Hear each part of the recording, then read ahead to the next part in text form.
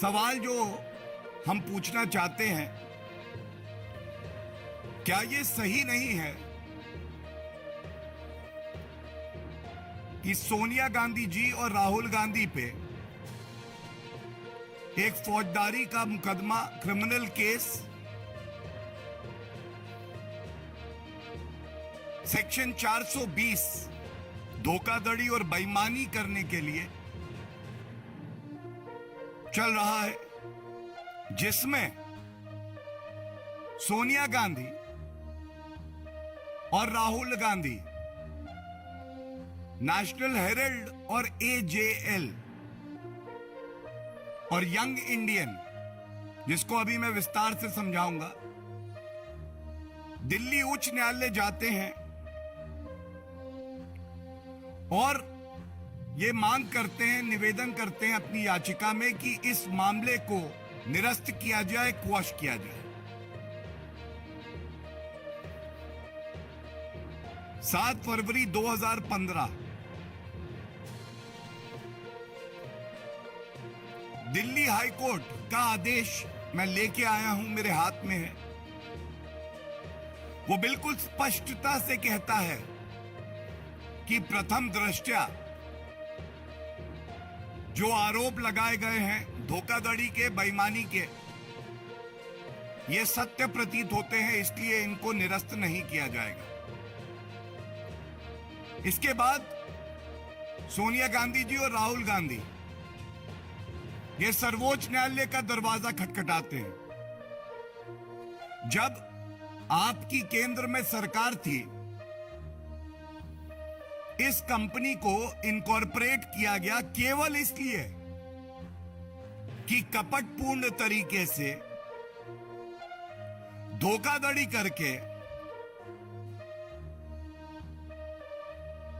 जो AJL company है और उसके जो असेट्स हैं, जिसका मूल्यांकन न्यायालय ने अपने आदेश में करीब 2000 करोड़ का किया है, उसको ट्रांसफर कर दिया जाए यंग इंडियन में। और यंग इंडियन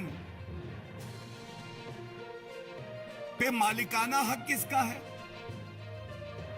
मालिकाना हक है 38% जो शेयर होल्डिंग थी, ये राहुल गांधी की थी, और बाकी 38% जो है वो सोनिया गांधी जी की थी, 76%। और बाकी ऐसी और संस्थाएं हैं जो यही लोग कंट्रोल करते हैं, उनकी शेयर होल्डिंग थी। मतलब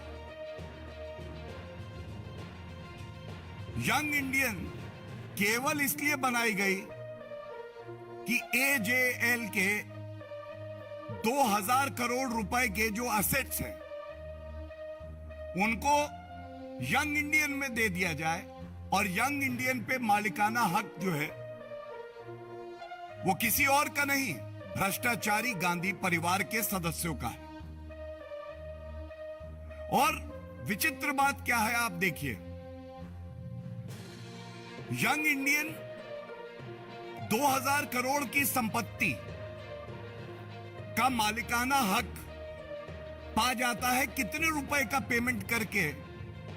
एजेएल को 50 लाख। एजेएल नेशनल हेरल्ड की बहुत बड़ी एक विरासत है, महात्मा गांधी जी का नाम लिया गया, और भी जो सम्मानित भारत के आदर्श नेता रहे उनका नाम लिया गया। अगर आप विरासत ही बचा रहे थे तो उसी विरासत को आपने यंग इंडिया इसको बेच दिया। ये कैसा विरासत बचाना है कि विरासत को बचाते बचाते आपने उसका दाम लगा के और यंग इंडियन नामक कंपनी जिसके आप मालिक हैं उनको बेच दिया। दूसरी बात ये बताइए, ये जो यंग इंडिया कंपनी आपने इनकॉर्पोरेट करी, ये 2010 में करी, 3 महीने के अंदर अंदर from incorporation to asset transfer 2000 crore का ये पूरा हो गया। क्या ये बात सत्य नहीं है कि एक जल्दबाजी थी आपको कि ये 2000 करोड़ रुपए का मालिकाना हक आपका हो जाए?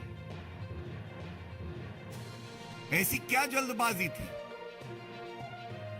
तीसरी बड़ी बात एक और बहुत महत्वपूर्ण है, ये उच्च न्यायालय के आदेश में है। नेशनल हेराल्ड बिल्डिंग जो एजेएल द्वारा ओन की जाती है, उस इकलौती बिल्डिंग से 60 लाख रुपए महीना 60 लाख रुपए महीना रेंटल इनकम थी। जिस कंपनी के पास एक संपत्ति से 60 लाख रुपए रेंटल इनकम आ रही है, तो क्या वो यंग इंडियन की जगह जिसने 50 लाख रुपए दिए हैं, ये रकम नहीं दे सकती थी? आप सोचिए किस लेवल का भ्रष्टाचार ये भ्रष्टाचारी परिवार करता है। हर बात पे कहते हो कि राजनीतिक द्वेष है, देश को ये क्यों नहीं बताते कि इसी मामले में तुम बेल पर हो? सबसे ज्यादा भ्रष्टाचारी परिवार अगर कोई है, केवल भारत में नहीं पूरे विश्व में, तो वो गांधी परिवार है। और मैं बताता हूं क्यों। एक परिवार 3 सदस्य, सोनिया गांधी बेल पर बाहर भ्रष्टाचार का आरोप, राहुल गांधी बेल पर बाहर भ्रष्टाचार का आरोप, रॉबर्ट वाड्रा एंटीसिपेटरी बेल लेते हैं जमीन घोटाले, लंदन में संपत्ति है, भ्रष्टाचार का आरोप। जब कांग्रेस पार्टी की सरकार थी, यही सोनिया गांधी राहुल गांधी सीबीआई ईडी के डायरेक्टर को समन करते थे और रिपोर्ट बदलवा देते थे, क्योंकि सर्वोच्च न्यायालय ने कोलगेट मामले में कहा। और अब कानून की ताकत और जांच एजेंसियों की ताकत है कि जब वो समन भेजते हैं तो सोनिया गांधी थरथर कांपती हैं, राहुल गांधी जानते हैं उन्होंने भ्रष्टाचार किया है तो घबरा जाते हैं, और किसी को बख्शा नहीं जाएगा। ये देश आगे बढ़ रहा है, भ्रष्टाचार स्वीकार्य नहीं है, और कोई भी व्यक्ति हो, सोनिया गांधी जी हो, राहुल गांधी हो, कानून से ऊपर आप नहीं हो। हमारे चैनल को लाइक, शेयर और सब्सक्राइब जरूर करें और नई अपडेट्स के लिए बेल आइकन दबाना ना भूलें।